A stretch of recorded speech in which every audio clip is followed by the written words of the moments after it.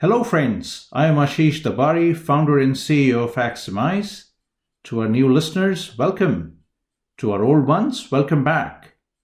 Today, we are joined by a world-renowned authority in the field of emulation. Yes, friends, our guest today is Lauro Rizzatti. Hi, Lauro. Welcome to our podcast today. Hi, Ashish. Thank you very much for the invite. Very pleased to talk to you. Let me give you a little bit of background. I was born in Italy, and I attended all my education in Italy, including pursuing a doctorate in EE, electronic engineering. Wow. And very quickly, I realized that Italy is offering many good things, arts, people, landscape, but not electronics, actually, in that terms is lagging behind. So I had to move to other countries, which I did. I lived in Germany for a while, in England, and then in the US, in particular the East Coast, for a number of years, working for Teradyne, which is a leader in tester equipment, and then West Coast, in particular Mentor Graphics in Oregon. So I joined Mentor in 1989. When the company was transitioning from an old generation of tools into a new generation of tools. And this transition has been very painful for the company, to the extent that being the number one was not EDA at the time, was called CAE, Computer-Aided Engineering, was the number one company. Within 3 years, lost the position, became number three. And there was lots of pain inside. Management was reshuffled. Dr. Wally Rines came on board as the new CEO. And one of the decisions made then was that they wanted to become a player in a new field that was called hardware emulation. And they gave me the opportunity to join this new business in the form of an acquisition. They acquired a company in France, a startup in France, by the name of Meta Systems. And I was new to this concept of taking reprogrammable hardware, mapping your design into those resources, and executing your design, verifying your design in the context of a real-world traffic. That was essentially the concept behind. There was a leader at the time by the name of QuickTurn that was using commercial reprogrammable devices. There were the Xilinx FPGAs. There were also other players. ICOS Systems is maybe the second one. At any rate, what was unique to the French startup was the approach of the hardware approach. They designed and developed an ASIC that was essentially a small emulator, all built in silicon, rather different than FPGAs, commercial FPGAs, but in two particular areas. First of all, it was very fast to compile, and second, it was providing full visibility into the resources, the design ultimately that was mapped into this device. So, Lauro, I want to briefly interrupt you. So you're not talking about emulation technology, right? So when you're talking about compiling hardware, you're talking about compiling them to FPGAs, right? Correct. All right. And which year was this you're talking about? 95. 95. So the technology was already heading in the direction because of the advent of FPGAs. People were already beginning to understand that you can actually reconfigure and recompile hardware in a more fluid sense as opposed to a more concrete ASIC sense. Am I right? Yeah. Sure. You're right. Yes. The point I was making, though, was that the acquired company by Mentor was unique in the way they implemented the hardware. They were not using commercial devices. Which had the two advantages compared to the commercial devices. It was very fast to compile because it didn't really, the place and route, which is a very time-consuming process in an FPGA, was given the structure, the internal architecture was very fast. One of the issues, the routing resources within an FPGA. When you are using a single FPGA, more or less routing resources are okay. But when you build an array of them, which is what an emulator is all about, sure, the routing resources tend to be insufficient. They're not enough for the job. Indeed. So mapping a design in that array, it's quite a challenge.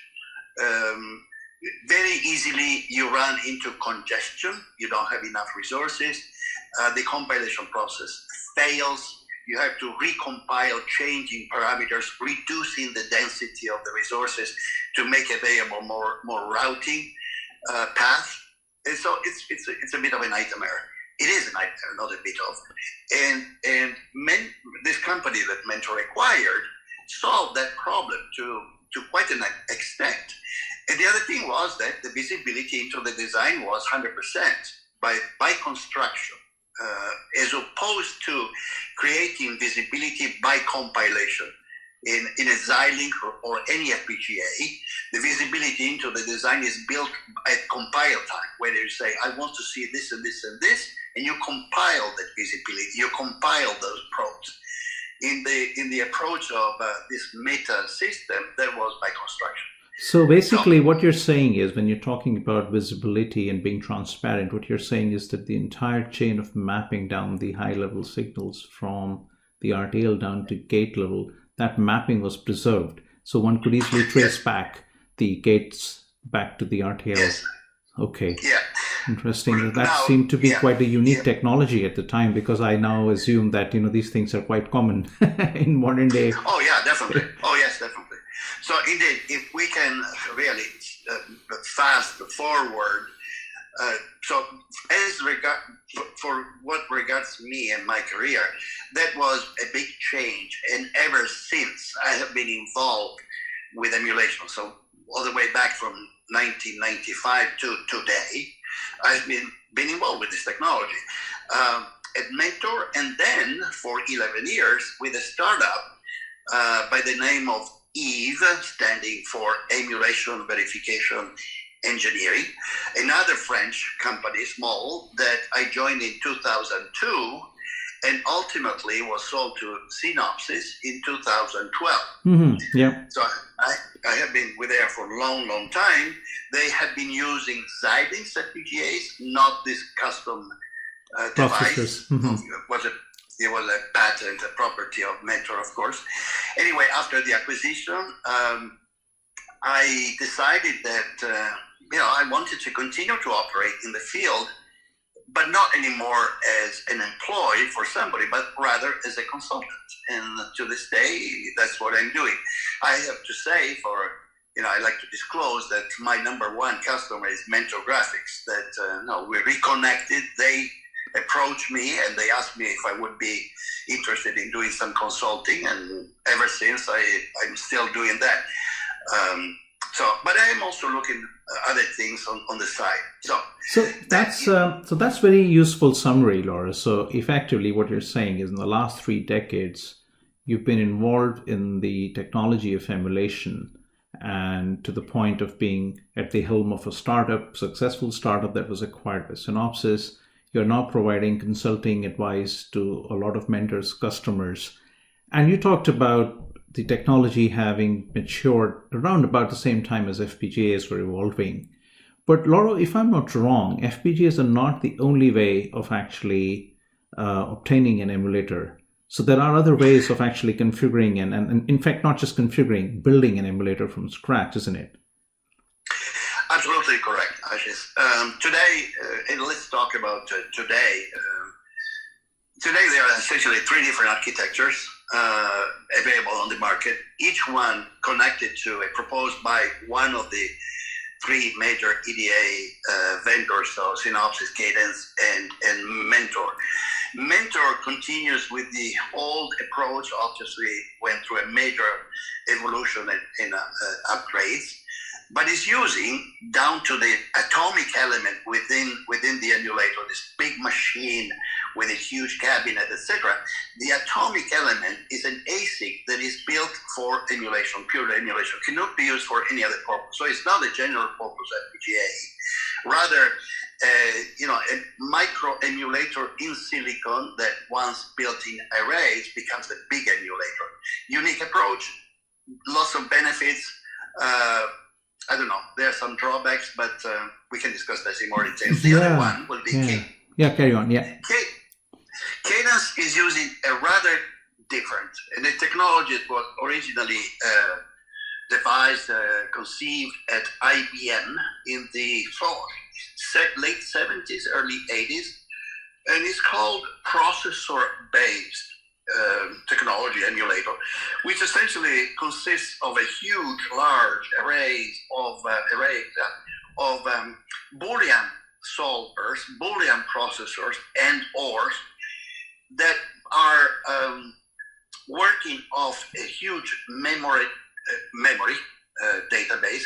So the compiler in those machines essentially takes your RTL and is producing a data structure that goes into a memory, and then through a process of timing, slicing, and whatnot, those little Boolean processors are computing the states of the machines and the gates and whatnot.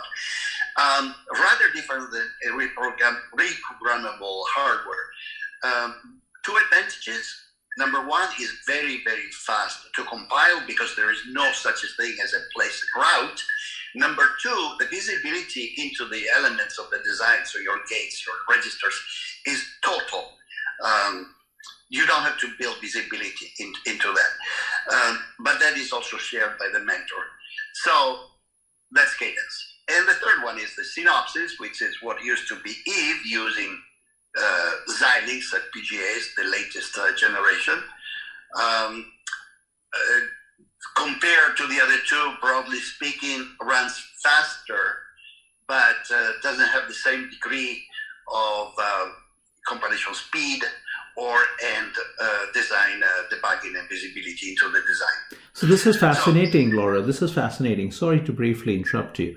So what you're saying is one is the FPGA-based technology, very fast. One is the more traditional custom processor-based technology.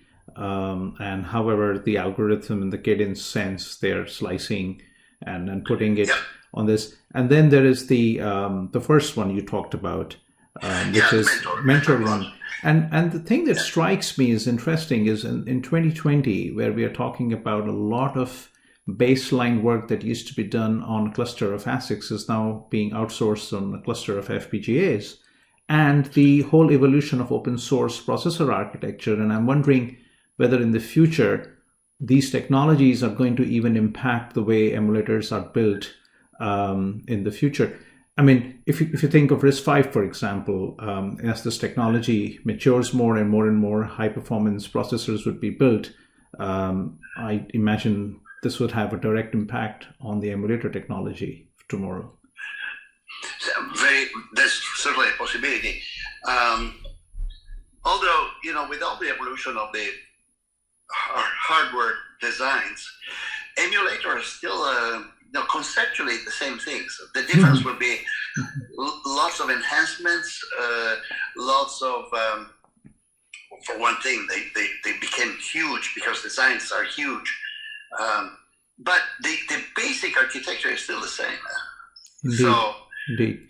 But Lauro, so let's back off a bit and let's just ask this question. Why do we actually even care about emulators? I mean, I like the technology of how emulators are constructed, and we can go on talk about this for a fair bit. But why do we even need emulators? We have simulators, we have formal tools. I love my formal tools. Why should I care about your emulator? What's the big deal here? Very, very good question. Very good question. So, just for a moment, let me say that they have been conceived for the purpose of verifying your design in a representation that is actually hardware representation back in the late 80s and early 90s, and exercised with real-world traffic. That deployment of the emulator is called ICE, for in-circuit emulation. That's still true today. But over the past 25, 30 years, what happened was that single mode of operation that limited the deployment to very big designs, the processors and the graphics, now has been expanded to any type of design. Why would an engineer consider emulation and not go through, as you said, simulation, formal tools, timing analysis tools, and whatnot?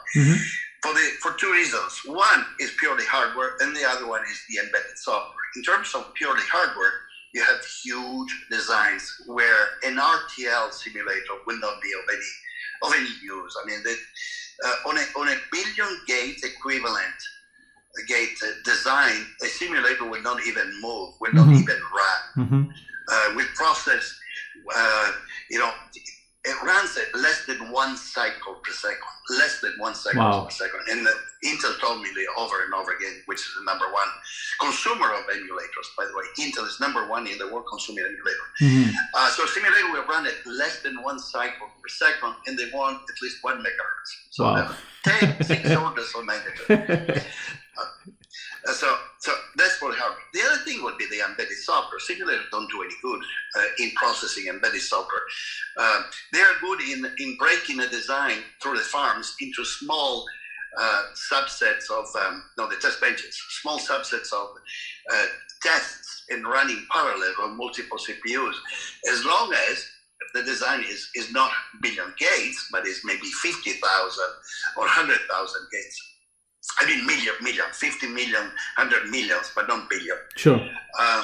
But software is not parallelizable. It's by nature, it's a long sequence of instructions, so it's very serial. Simulators don't do any good. There is where the emulator comes into the picture and is performing the job in a, it's not real time runtime. It's running at 1, 2, 3 megahertz, not at gigahertz. Sure. Still, it can boot an operating system in less than a day. In simulation will take, the time, humanity eras.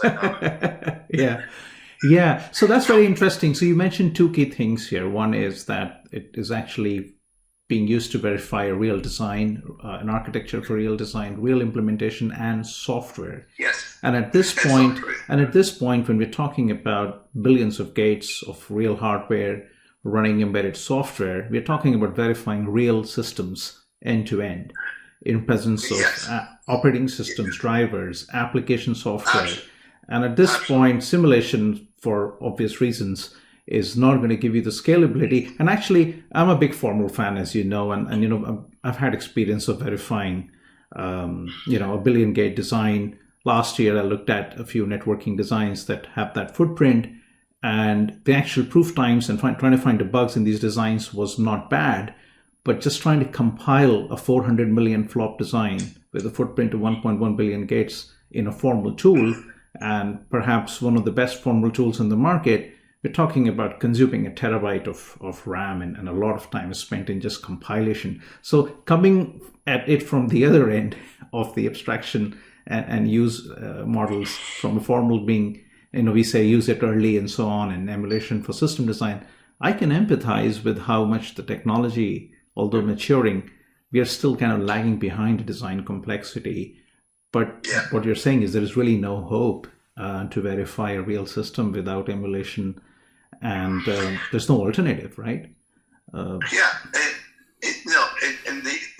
one example of the success of this is the worldwide revenues generated by the technology. I am using here numbers that are provided by the ESD Alliance. So they reported in 2019 for the entire year, January, December, a total revenues of $650 million, which is a record. Personally, my opinion is that is a conservative number. Mm-hmm. I believe that is more than that. But even if it is just that, it's $650 million dollars in emulation and FPGA prototyping, but the majority is emulation. Whereas simulation is more 400, 450 or something like that. In the past, simulation was two times, 3 times bigger than emulation. It's not anymore true. Now emulation generates more dollars than simulation, and the trend will continue. For the reasons we were just discussing now. Yeah, that makes a lot of sense, and I can certainly see that. But you remember you and I sat on a panel in DVCon some years ago, and I think we were talking about how the setting up of an emulator farm is a non-trivial expense, but also employing trained engineers who understand the subtleties of emulation is also not easy. So so I've got 2 questions. So what can a company do in order to get more trained resources, engineers who have this specific skills for driving efficient emulation? What can they do? And can you also tell us what would it generally take to set up a decent size emulation farm in terms of cost, of dollar value, and so on? Yes. Actually, your question is multiple questions. So let me begin with a very quick back of the envelope return on investment analysis, an ROI, which Sure. In the past I did it even for a client, a customer. Of course, setting up an emulation farm or even a single emulation, we're talking about multiple $1 million.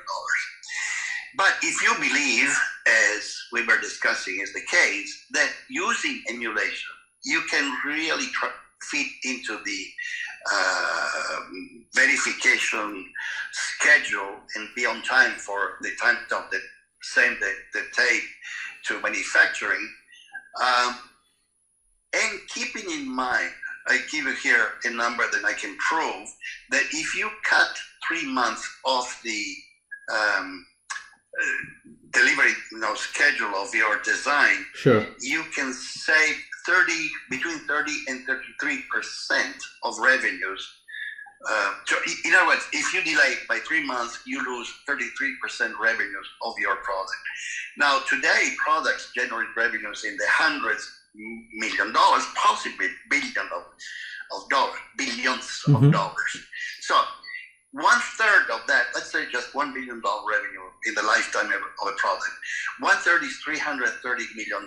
If you can save that, and you have to spend $30 million, the ROI just speaks loud, right? Yeah. You spend 30 and you save 300.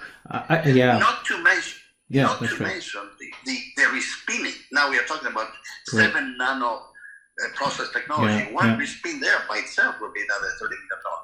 Just for the single respin, you pay the whole cost of setting up a farm and training an army of 20 engineers, which will not be the case because you don't need 20 engineers. But anyway, so saving respins, but essentially stick to your schedule and deliver a product on time means lots of savings.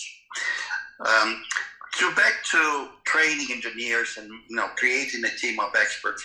I did a study not long ago, and I think you mentioned that article. It's an article, and I was comparing the time required to become an expert in simulation versus the same for an emulator. And I concluded that to become fluent in the use of a simulator, you need to invest between 1 and 2 months. To do the same with an emulator, you have to invest probably a year or even more than a year. So we are talking about an order of magnitude of investment in time between those two tools. And that's the reality, because you have to learn multiple facets of the technology. You need to learn the hardware to understand what is happening underneath, but also to compile a design, which is quite challenging.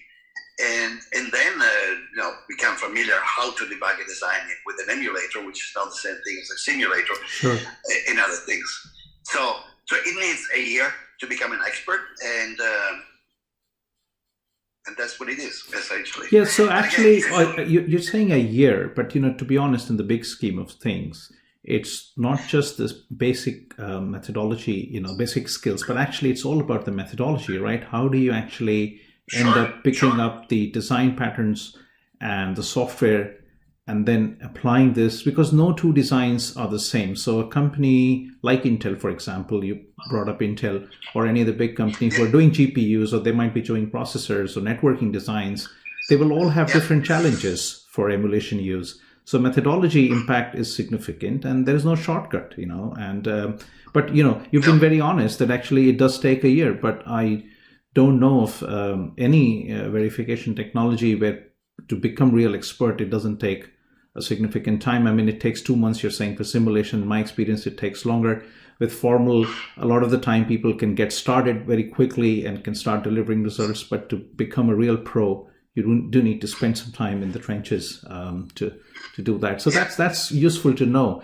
But I suppose the biggest sort of disadvantage, if not a disadvantage, but like something that prevents companies from adopting emulation right away, is probably a big upfront investment to just get the whole infrastructure installed. And then you're saying the cost of training and methodology. So the way to look at it is, as you said, take a look at what it would cost for not doing any of this: delayed schedules, respins, long-term impact. So if you're a chip vendor, you would consider making that investment. That's what you're saying. It makes a lot of sense. So Lauro, I wanted to actually touch briefly. There are lots of things to talk to you about, but in the interest of time and not being able to talk about a lot more interesting issues, you had written multiple articles in the previous years on the myths of emulation.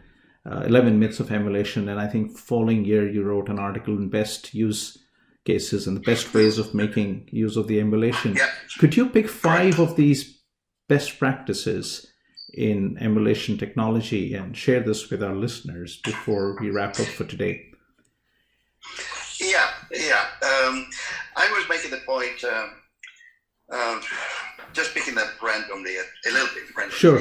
I made a point that emulation is not really a replacement for simulation. No, yeah, you're not saying that. Yeah, I know that. Yeah. No. What is happening, and I anticipated 5 years ago, that more and more emulation will be adopted.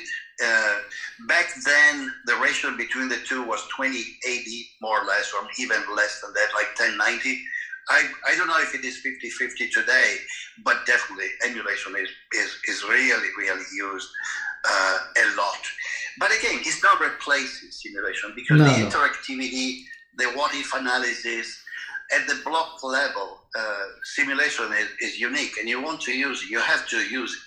You don't use emulation to verify. Yeah. I mean, we need simulation, formal, and emulation. I think there's no debate about that. We need all 3 technologies. Okay. But I'm much more interested in discovering, while you are still with me, is why we should really care about emulation. I think with all of the developing simulator technology and parallel simulation and so on, simulators are becoming fast. That's a well understood point. So let's dive deep into the question that I was asking you about 5 tips that you might want to give to our users, listeners, on how to get the best out of emulation. Well,